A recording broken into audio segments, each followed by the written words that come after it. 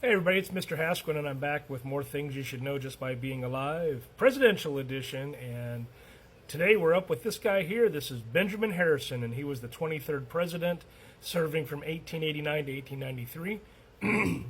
He was sandwiched in between Grover Cleveland.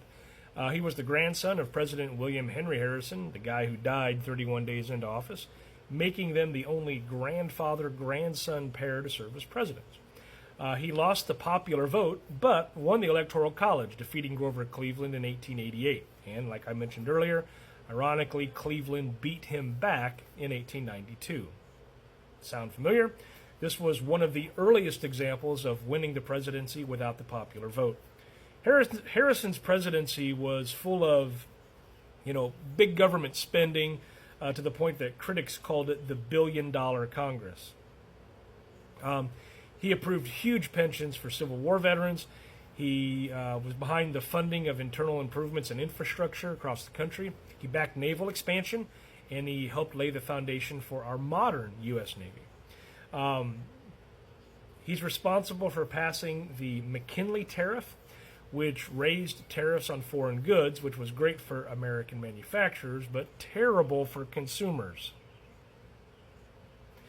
It contributed to rising prices and a public backlash. Now, he also signed the Sherman Antitrust Act in 1890, the first federal law to try to break up monopolies.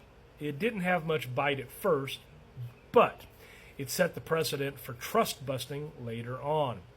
Now, when it came to civil rights, he tried to push for federal protections for black voting rights, but Southern Democrats in the Senate blocked him.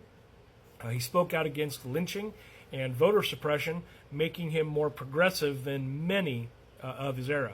But those efforts didn't translate into law. Now, fun fact, during Harrison's presidency, electric lights were installed in the White House, but he and his wife were so nervous about being electrocuted, they wouldn't touch the switches, so they had to ask folks around them to handle the switches.